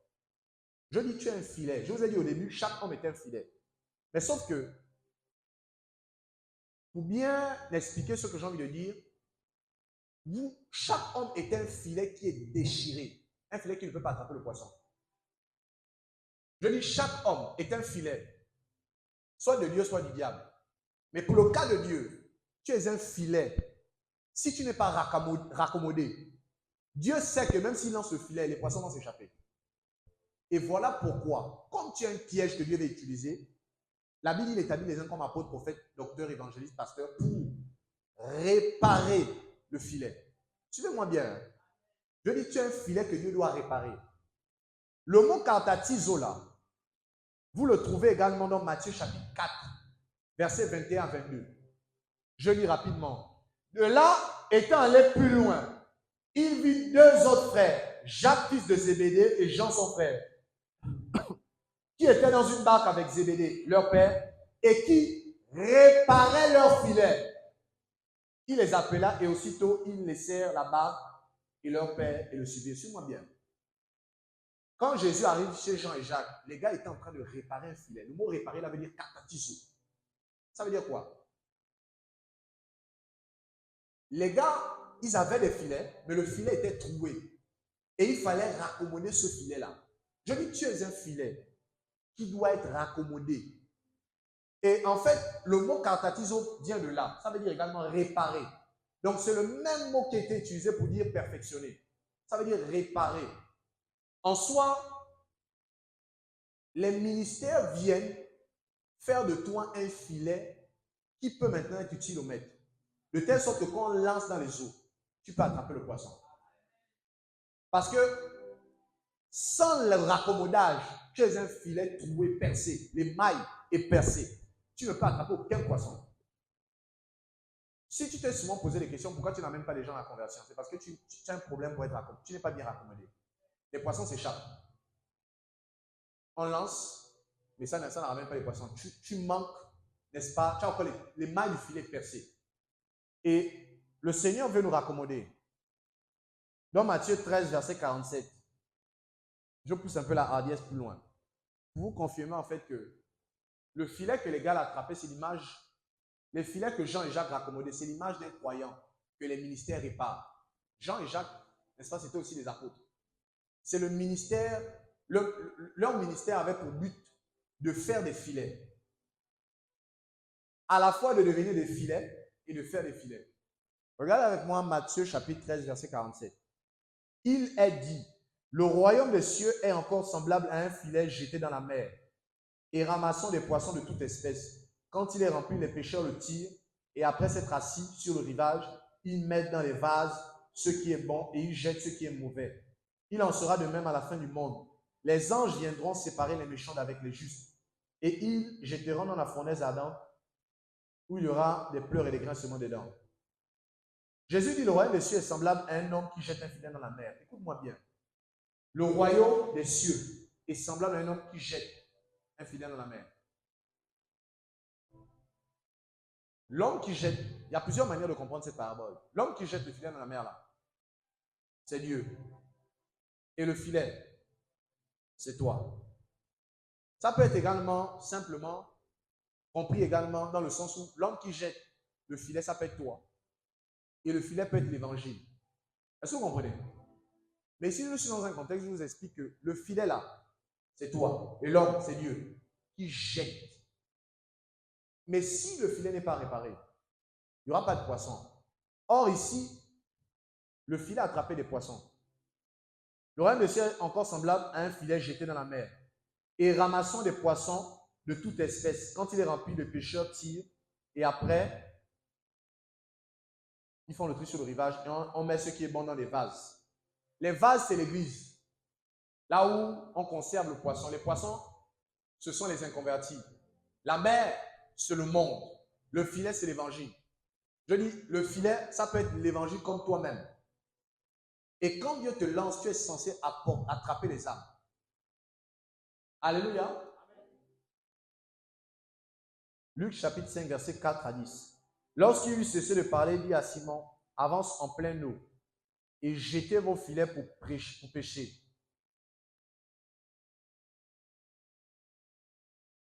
Jetez vos filets pour pêcher. Simon lui répondit, Maître, nous avons travaillé toute la nuit sans rien prendre. Mais sur ta parole, je jetterai le filet. Et l'ayant jeté, ils prirent une grande quantité de poissons et leur filet se rompait. Suivez-moi, deux passages. Dans ce premier passage, c'est une pêche miraculeuse. Ils lancent le filet, ils attrapent le poisson. Le poisson est tellement nombreux que le filet fait quoi? Ça cède. Ça veut dire qu'il y a eu des poissons qui sont échappés. Mais ils ont quand même pris une grande quantité de poissons. Quand un filon se perce, quand un filet autant pour moi se perce, il y a forcément des poissons qui fuient. La pêche miraculeuse de Jésus, là, c'était au tout début. Avant que Jésus, n'est-ce pas, avant que les disciples ne soient appelés. Au tout début. Et il leur a dit ceci, c'est une instruction qu'il leur a donnée. Allez en eau profonde et jetez vos filets. Allez, retiens ça. Allez en eau profonde. Dis avec moi, allez en eau profonde. Et jette ton filet. Retiens ça. Ensuite, vous avez une deuxième pêche miraculeuse. Ça, c'est à la fin. Après que Jésus soit ressuscité. Nous sommes dans Jean 21. La Bible dit ceci. Verset 6. Il leur dit, jetez le filet du côté. Comme vous le savez, dans l'histoire, on nous montre que Jésus est ressuscité et les disciples avaient pêché toute la nuit. Ils n'avaient encore rien pris. Ils avaient pêché toute la nuit, ils n'avaient rien pris. La Bible dit, il leur dit, ça c'est Jésus ressuscité. Jetez le filet du côté droit de la barre et vous trouverez. Ils jetèrent donc et ils ne pouvaient plus retirer à cause de la grande quantité de poissons. Alors, le disciple que Jésus aimait dit à Pierre, c'est le Seigneur. Et Simon-Pierre, dès qu'il eut entendu que c'était le Seigneur, mit son vêtement à sa ceinture, car il était nu, et se jeta dans la mer. Les autres disciples vinrent dans la barre, tirant le filet plein de poissons, car il n'était éloigné de terre que d'environ 200 coudées. Lorsqu'ils furent descendus à terre, ils vinrent là des charbons allumés, du poisson dessus et des pains. On nous dit que, suivez bien, dans le premier, on a vu qu'il y avait tellement de poissons que le filet s'est rompu. Ça veut dire qu'il y a eu des fuites. D'accord? Et là, dans le deuxième, la deuxième pêche miraculeuse, il y a eu beaucoup de poissons. Moi, on dit parmi les poissons, il y a eu 153 grammes. On ne cite pas les autres. Moi, on précise. Ça veut dire qu'il y a eu plus, il y a plus de 153. Moi, on dit, parmi le poisson qu'ils ont pris, il y a eu plus de 100, il y a eu 153 grands poissons. Mais malgré ça, le filet ne s'est pas rempli. Suivez-moi bien. Je vous ai dit qu'on est des filets. Sauf que si on n'est pas raccommodé, on a un filet qui est percé, qui est rompu. On ne peut rien faire. Tu vas lancer, tu pourras même retenir le poisson, mais au bout d'un moment, dès que tu veux l'attraper, il va sortir. Mais là, on nous parle maintenant d'un autre filet. Et le filet là, c'est parce qu'il a dit jetez du côté droit de la barre. Retiens avec moi le côté droit. Le premier, c'était en eau profonde. Et le deuxième, c'était du côté droit. On est d'accord? Ok. En fait, dans ces deux passages, ce qui rend le filet, le pêcheur efficace et parfait, ce n'est pas, n'est-ce pas, ce n'est pas l'expertise du pêcheur. Dans les deux pêches miraculeuses, suivez-moi, c'est les mêmes disciples. Jean, Jacques, Pierre et André. Ils étaient 4. Et certains avec d'autres. Je dis, ce qui leur a permis d'attraper le poisson, ce n'est pas leur expertise. Ce n'est pas, n'est-ce pas, la capacité du filet. Mais c'est une instruction qui a rendu le filet parfait. Qui a perfectionné le filet. Est-ce qu'on est d'accord? C'est une instruction. Lesquelles? La première, c'était aller en eau profonde. La deuxième, c'était jeter du côté droit. Ces deux instructions font en sorte que le pêcheur et le filet deviennent parfaits. Deviennent catatizo. Suivez-moi. Sans ces deux instructions, le filet ne sert à rien. Le pêcheur ne sert à rien. Parce qu'ils ont pêché toute la nuit. Mais Pierre a dit, sur la base de ta parole, dans le contexte, c'est Réma. Hein? C'est sur ton Réma, je vais jeter le filet. Regardez. Une fois qu'ils ont jeté le filet, l'instruction a rendu le pêcheur et le filet efficaces. Amen. Et quand vous regardez les instructions, ça semble opposé. Il y a un là où on dit, allez en eau profonde. L'autre dit, j'ai du côté droit. Deux informations qui semblent opposées. Pourquoi? Parce que dans le premier, les disciples sont allés plus loin. Ça veut dire ce qu'on appelle le large. Hein. Ce n'est pas la côte. C'est-à-dire que tu vas en eau profonde. Mais dans le deuxième cas, dans la deuxième pêche, les disciples ont dit qu'ils étaient éloignés de terre que de 100 mètres. 200 coudées. Ça veut dire qu'ils étaient au bord. Je dis le premier cas, les disciples ont pêché en eau profonde. Le deuxième cas, les disciples ont pêché au bord. Mais ils ont pris même beaucoup plus de poissons. Et on précise, 153 grands poissons. Écoute-moi bien. Tu as appelé à pêcher les hommes. Mais parmi les hommes là, il y a des grands poissons que tu es censé attraper. Suis-moi. Je dis, au travers de ta vie, tu es un filet entre les mains de Dieu. Tu as besoin d'être raccommodé par les 5 ministères. Et lorsque Dieu va te raccommoder, il y a des poissons que tu vas attraper, mais parmi les poissons, il y a des grands poissons. Il y a une différence entre poissons et grands poissons. Les grands poissons, ce sont des personnes stratégiques qu'on amène à Jésus. Stratégiques, je dis stratégiques qu'on amène à Jésus. Il y a des poissons et poissons. Il y a des poissons, n'est-ce pas, qui sont simplement des poissons. Il y a des poissons qui sont des gros poissons, comme les homosexuels. C'est des gros poissons. Comme les lesbiennes, les prostituées, c'est des gros poissons. Et tu es censé amener des gros poissons, mais tu as besoin d'être accommodé. Suis-moi bien. Il y a 2 instructions qui permettent aux humains d'être accommodés. C'est aller en eau profonde et aller sur la droite. Je vais maintenant expliquer ce que c'est. Je dis, ces 2 instructions, ces 2 enseignements, ces 2 pratiques permettent au filet que tu es d'être raccommodé et d'être efficace. Sans ces informations, tu vas être un filet qui n'attrape pas le poisson. Tu vas être un pêcheur, même si tu es expérimenté, tu ne vas pas attraper. Comme les Pierre et Jean et Jacques. Ils ont pêché toute la nuit, ils n'ont rien attrapé. Amen. Dans le premier, après la pêche miraculeuse, Dieu a dit à Pierre, à partir de maintenant, tu seras un pêcheur d'hommes. Le mot pêcheur veut dire zégreo. Et ça veut dire capturer les êtres vivants. Ça veut dire quoi? Chaque personne qui est assise ici, vous êtes censé capturer des poissons. Vous êtes censé être un piège que Dieu tend pour attraper les gens. Mais il y a 2 informations qu'il faut, n'est-ce pas, auxquelles vous devez être exposé autant pour moi. Je vous ai dit, les 5 ministères là, qu'est-ce qu'ils font? C'est des enseignements et des pratiques qu'ils donnent aux gens. Les 5 ministères de la parole, écoutez-moi bien, ce sont des enseignements et des pratiques qu'ils donnent. Ça veut dire l'apôtre vient, il donne une pratique et un enseignement. Le prophète vient, il donne une pratique et un enseignement. Le docteur vient, il donne une pratique et un enseignement. L'évangéliste vient, il donne une pratique et un enseignement. Le pasteur vient, il donne une pratique et un enseignement. Ces pratiques-là, quand tu les... C'est différentes choses. Quand on les pratique, ça raccommode ton âme. Mais je veux parler de 2 pratiques. Aller en eau profonde et jeter sur la... aller en eau profonde et jeter le filet.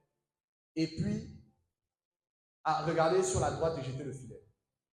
2 choses. 2 enseignements. 2 types de révélations. L'eau profonde et la droite. Qu'est-ce que c'est? Je termine par là. L'eau profonde qui a permis d'attraper beaucoup de poissons et la droite qui a permis également d'attraper beaucoup de poissons représente 2 types d'enseignements. 2 aspects de Jésus-Christ. L'humanité de Jésus-Christ et la messianité de Jésus-Christ. 2 choses auxquelles chaque homme doit être exposé. Auxquelles chaque personne qui aspire à être un filet entre les mains de Dieu. Quand je parle d'un filet là, je parle même par rapport à ton travail. Ça veut dire que par ton travail même, Dieu peut attirer les gens. Est-ce que vous comprenez? Je ne te parle pas seulement d'aller dans les rues. Je dis en fonction même de ce que tu fais, tu peux attirer. Mais tu as besoin de 2 révélations de Jésus. Je ne vais pas citer 4. Vous savez, dans la Bible, il y a ce qu'on appelle les 4 aspects de Jésus-Christ. 4 dimensions de Jésus. Qui représentent sa longueur, sa largeur, sa profondeur, sa hauteur. Et dans ce côté-là, dans ces passages que j'ai pris, il y a deux aspects de Jésus-Christ qui sont ressortis. Il y a sa profondeur et il y a sa droite. La profondeur de Jésus, c'est son humanité. Quand on parle des eaux profondes, il n'y a pas plus profond que l'humanité de Jésus-Christ. Dans le livre de Luc, Jésus se présente comme étant le Fils humain. C'est une expression qui revient nombreuses fois. Le Fils humain, c'est le chef du royaume, le chef suprême du royaume de Dieu, qui est parlé dans Daniel. Et il y a un aspect de Jésus auquel vous devez être exposé, l'humanité de Jésus. Si vous ne connaissez pas profondément l'humanité de Jésus, il y a des aspects de vos vies qui ne seront pas raccommodés. Je dis, l'eau profonde en question là représente la profondeur de Jésus. Jésus a 4 dimensions. Il a la hauteur, la profondeur, la largeur, n'est-ce pas, et la longueur. La profondeur représente son humanité, son sang. Ça représente, n'est-ce pas, Jésus en tant qu'humain. Quelle est sa quintessence? Quelle est son importance? Quel est l'impact que Jésus met dans ta vie? Tu dois savoir ça. Tu dois être exposé à ça. Si tu n'es pas exposé à ça, il y a de fortes chances que ton âme ne soit pas raccommodée. Et le deuxième aspect de Jésus, c'est Jésus en tant que roi des rois. Dans le livre de Matthieu, il est présenté comme étant le roi d'Israël, le Meler Hamashia, le roi des rois et le Messie. C'est dans le livre de Matthieu que Jésus est beaucoup présenté comme étant le Messie, le fils de David. Si tu ne sais pas que Jésus est le Messie, d'ailleurs, le fondement de l'Église repose sur la connaissance que Jésus soit le Fils du Dieu vivant et le Messie. Si tu ne sais pas ces choses, il est fort probable que ta foi ne repose pas sur Jésus. Si tu ne sais pas pourquoi Jésus, n'est-ce pas, est le Messie, si tu ne connais pas les raisons profondes pour lesquelles tu dois savoir pourquoi Jésus est le Messie, il est fort probable que tu passes à côté de ton éternité. Parce que la foi repose sur la croyance que Jésus est le Messie, le Fils de Dieu. Et l'impact, autant pour moi, et ce que ça implique. Parce que quand tu sais que Jésus est le Messie, il y a une mentalité qui change dans ta vie. La foi repose sur 2 vérités. Jésus en tant que Fils de Dieu et en tant que Messie. Si ta foi ne repose pas sur ces 2 vérités, je t'assure, tu vas vivre comme un païen. Tu seras troublé par n'importe quoi. Jésus, Messie, Jésus, Fils de Dieu. Les conséquences que cela implique, c'est une stabilité dans la vie. Parce que tu sais que s'il est le Messie, il est le Messie de ta vie. Le Messie, c'est le Sauveur. Tu sais que ton Rédempteur est vivant. Il se lèvera même le dernier. Et il y a une manière dont tu vas vivre dans ce monde en étant serein. La plupart d'entre vous n'êtes pas serein parce que vous ne savez pas que Jésus est le Messie. Si vous savez que Jésus est le Messie, je vous assure, ça va vous apporter une sérénité. Il y a un degré de foi que vous n'avez pas parce que vous ne croyez pas que Jésus est le Messie. Je dis croire que Jésus est le Messie, ce n'est pas dire des lèvres. C'est une dimension. En fait, la conséquence que ça apporte, c'est une sérénité de vie. Tu ne vis pas dans le trou. Jésus le Mashiach, le Messie est, n'est-ce pas, l'homme providentiel qui vient en aide aux hommes à tout moment et en toute occasion. Quand Jésus est le Messie, il y a un type de comportement que tu manifestes qui fait en sorte que tu es serein et tu es sereine. Mais la plupart d'entre nous, on n'est pas serein parce qu'il y a une dimension de Jésus qu'on ne connaît pas. Jésus Messie. Le Messie, c'est le Sauveur. Il est plus que Superman et Batman. Il est plus que celui qui vient te sauver simplement d'un danger seulement que quand tu n'étais pas converti. Parce que la plupart, ils croient que Jésus est le Sauveur seulement quand ils se sont convertis, il est le Sauveur. Et depuis lors, Jésus n'est plus jamais le Sauveur. Jésus est censé être le Sauveur de ta vie. Il a dit lui-même, je serai avec vous tous les jours jusqu'à la fin du monde. Mais tu as un problème. Tu ne crois même pas que Jésus est avec toi tous les jours. Comment vas-tu croire qu'il est le Messie? Frère, 2 types de messages, 2 aspects de Jésus-Christ. Le lion et l'humain. La profondeur fait référence à l'humain. Et la droite fait référence au lion de la tribu de Juda. Est-ce que tu sais que Jésus est à la fois lion et humain? Et tu dois tout faire pour savoir ça. Tu dois chercher le type de message que les prophètes, les apôtres, les docteurs, les pasteurs prêchent sur Jésus le Messie et Jésus l'humain. Sinon, tu ne seras pas un filet raccommodé. Jésus humain t'amène dans les profondeurs. Jésus, n'est-ce pas, lion, te fait régner. La droite Dans le royaume, hein, la droite, c'est là où se trouve toute la puissance de Dieu. On dit Jésus est assis à la droite de la puissance de Dieu. Les gens pensent que quand on parle de la droite, là, c'est une position, à droite.